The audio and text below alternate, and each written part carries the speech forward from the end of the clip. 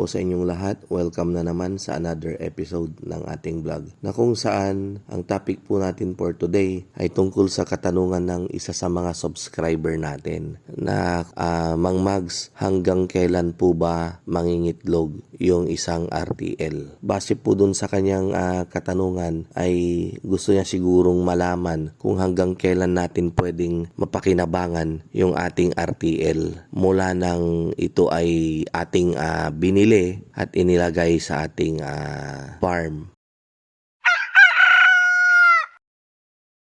Base po sa libro, 18 months po nating mapapakinabangan yung isang RTL. So, ang ibig sabihin po nun, kung sakaling ito ay nag-peak sa kanyang 26 weeks, dahil kadalasan naman po ay 26 to 27 weeks nag-peak production yung ating RTL. Ang ibig sabihin po niyan, dun nyo umpisan yung counting ng 18 months or isa't kalahating taon. Subalit, para sa akin, hindi ko po nasusunod yan. Hindi po ako bumabase dun sa nakasulat sa libro.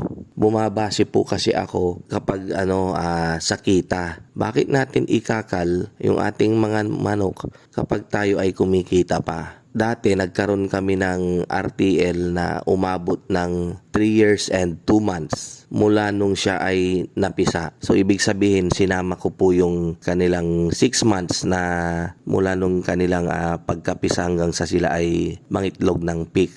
So alisin po natin yon 38 months. Alisin natin yung 6, so 32 months pa rin na sila ay napakinabangan namin. 10,000 heads po yon, nasa 51% na lang po yung kanilang produce na itlog. Sa haba ng taon na yon, ang manok po kasi natin meron at merong mga namamatay. Andyan yung mga hindi mo maiwasan din na bigla na lang nagpro-prolapse, nababasagan. So minsan din kapag sila yung sinipon, napabayaan natin sila, hindi natin sila nagamot kaagad. So yan yung mga cause of death, pakonti ng pakonti rin. The more naman na kumukonti yung ating alagang manok, pakonti rin ng pakonti yung pinapakain nating feed sa kanila. Plus idagdag na rin natin kapag gusto nating magpaitlog ng ganun katagal, yung selective culling na tinatawag. Kakapain natin yan. Ngayon, kapag ito ay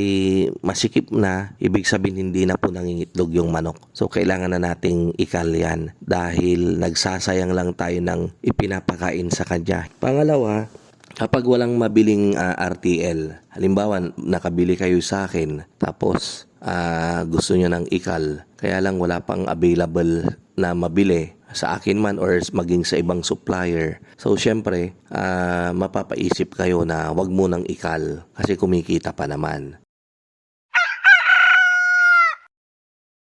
Babalansin po natin palagi. Huwag po tayong sumusunod sa by the book, ika nga nila, Tayo mismo yung gagawa ng sarili nating desisyon base sa performance ng ating mga alaga. On the contrary naman, kahit wala pang isa't kalahating taon at hindi naman na kumikita, kailangan na rin nating ikal kung ganon. Andun na naman yung sarili ninyong desisyon, kayo mismo yung magpapasya. Palagi po nating dyan papasok yung diskarte na tinatawag natin. Maraming salamat po sa inyong panonood. Sana nabigyan ko na naman kayo ng idea regarding sa negosyo nating paitloging manok. Kita-kita po ulit tayo sa mga susunod nating vlog. Yan. Thank you po and mabuhay po tayong lahat.